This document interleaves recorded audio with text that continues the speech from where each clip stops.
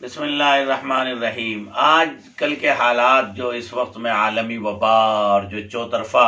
مظالم اور چوطرفہ انسانوں کے لیے تنگیوں کا جو ماحول ہے، اس ماحول میں ہر ایک بندے کے دل میں یہ خیال آتا ہے کہ آخر اللہ اپنے بندوں کو سزا کیوں دیتا ہے۔ تو بڑے عجیب عجیب تذکرے ہیں، اس کے وجوہات ہیں، اسباب و علل ہیں، لیکن میں آپ کو ایک پریکٹیکلی وجہ بتاؤں۔ امریکہ کی ایک یونیورسٹی میں ایک پروفیسر تھے ویٹرنری کے، تو ویٹرنری ڈپارٹمنٹ کے ایک پروفیسر تھے، تو ان کے ایک شاگرد تھے۔ وہ بتاتے ہیں کہ میں ایک دن پروفیسر صاحب کے یہاں گیا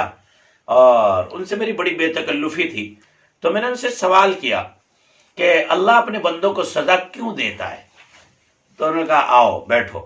انہوں نے مجھے اپنے پاس بٹھا لیا اور بٹھانے کے بعد یوں کہا، دیکھو میں تمہیں ایک بات سناتا ہوں اور بہت عجیب بات ہے، اور اس میں آپ کے سوال کا جواب بھی مل جائے گا۔ میرے پاس ایک دن ایک فون آیا،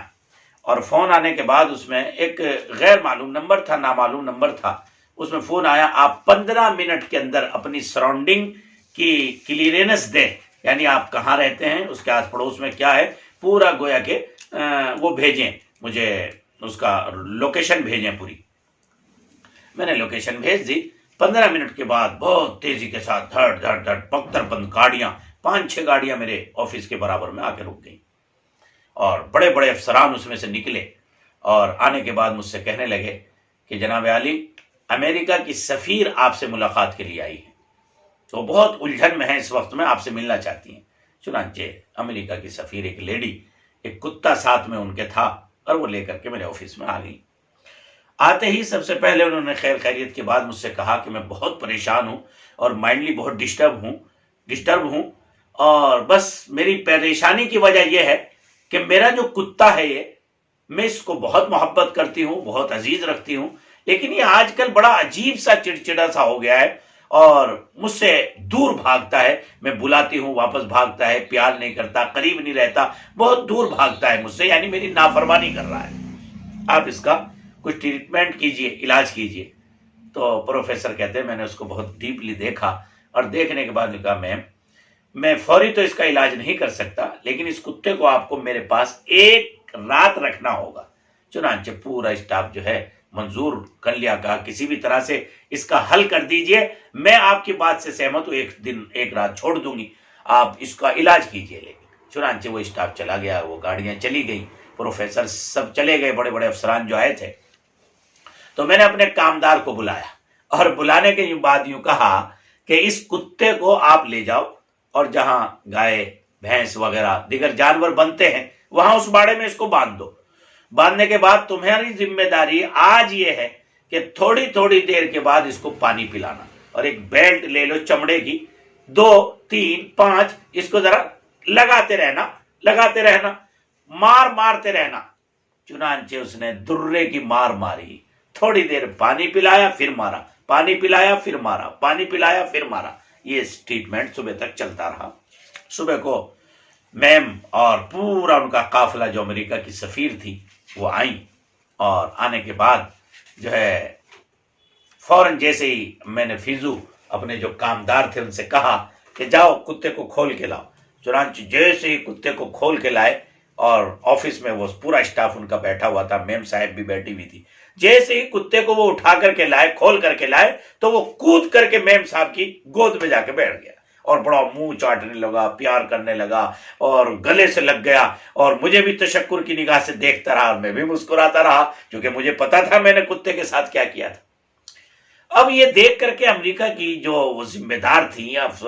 سفیر تھی بہت حیران ہو گئی، آخر ڈاکٹر صاحب، پروفیسر صاحب، آپ نے اس کے ساتھ کیا کیا ہے کہ جو یہ اتنا اس کے اندر تبدیلی آ گئی ہے، یہ تو بالکل میرے قریب لگتا ہی نہیں تھا۔ تو میں نے کہا بات دراصل یہ ہے کہ مخمل ریشم و اطلس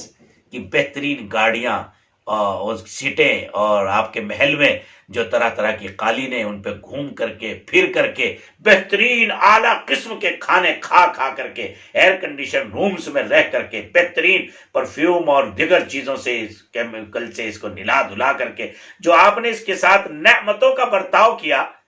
تو یہ آپ کو یعنی اپنے مالک ہی کو بھول بیٹھا تھا، اور یہ سمجھنے لگا یہ سب کچھ میرا کمال ہے۔ بس یہ واقعہ میرے استاد پروفیسر ویٹنری کے جو تھے وہ سنا رہے تھے، اور مجھے میرے سوال کا جواب سمجھ میں آ رہا تھا کہ اللہ اپنے بندوں کو سزا کیوں دیتا ہے۔ اللہ کے بندوں کے پاس جب خدا کی نعمتیں مال کی شکل میں، دولت کی شکل میں، نعمتوں کی شکل میں، عیش و آرام کی شکل میں، بہترین اعلیٰ سے اعلیٰ نعمتیں آ جاتی ہیں، تو وہ یہ سمجھنے لگتا ہے کہ یہ نعمتیں میرا ذاتی کمال ہیں، اور مالک کو بھول بیٹھتا ہے عیاشیوں میں، فحاشیوں میں، تعیشات میں، اور طرح طرح کی اور ایسی ایسی حرکتوں میں جن سے انسانیت بھی شرمسار ہو جائے، ملوث ہو جاتا ہے۔ تو اللہ کی طرف سے کبھی کرونا، کبھی سوائن فلو، اور کبھی دیگر امراض کی شکل میں گویا کہ اس کو لتڑ مار ماری جاتی ہے، اور اسے اس کی حقیقت یاد دلائی جاتی ہے۔ جیسے آج کرونا آیا تو اس کرونا نے سارے ملک کے، دنیا کے حکمرانوں کو، دولت مندوں کو، بڑے بڑے سائنٹسٹوں کو، دنیا کے باکمال لوگوں کو یہ سوچنے پر مجبور کر دیا کہ فن ہمارا نہیں، فن اور کمال تو اللہ کی ذات کا ہے، وہی قادر ہے، وہی خالق ہے، وہی مالک ہے۔ آج پوری دنیا اس بات پہ سمجھنے پہ مجبور ہو گئی، ورنہ دنیا میں آدمی پیر زمین پر رکھنے کو تیار نہیں تھا، اپنے آپ ہی کو اس دنیا کا ہیرو سمجھتا تھا۔ حکومت کی تخت پہ آنے کے بعد ظلم ہر ایک کے مزاج اور گھٹی میں پڑ چکا تھا۔ ارے اللہ کے بندو، انسانیت سے کیوں گرتے ہو؟ جانوروں کو دیکھو کتنی اونچائی پہ اڑتے ہیں، پر اپنے یوں پھیلاتے ہیں، کہاں کہاں تک سیر کر کے آ جاتے ہیں، لیکن نگاہ نیچی رکھتے ہیں۔ میں حکمرانوں سے کہتا ہوں، بادشاہوں سے کہتا ہوں، بڑے بڑے ملکوں کے سپر ترین طاقت والوں سے کہتا ہوں، اب بھی آ جاؤ، اس کے سامنے گڑ گڑاؤ، اس کی توحید، اس کی قدرت کو تسلیم کرو، ورنہ ایک کرونا نہیں اور کرونا آئیں گے اور انسانیت برباد اور تباہ ہو جائے گی۔ اللہ کے واسطے جھکیے، بادشاہ مت بنیے، فقیر بن کر اس کو رب کہہ دیجئے، تاکہ دنیا سے یہ وبائی مرض ختم ہو جائے، اور یہ سزا جو میرے رب کی طرف سے آئی ہے، اس سزا کی نحوست اور نقصانات سے ساری ملت اور ساری انسانیت محفوظ ہو جائے۔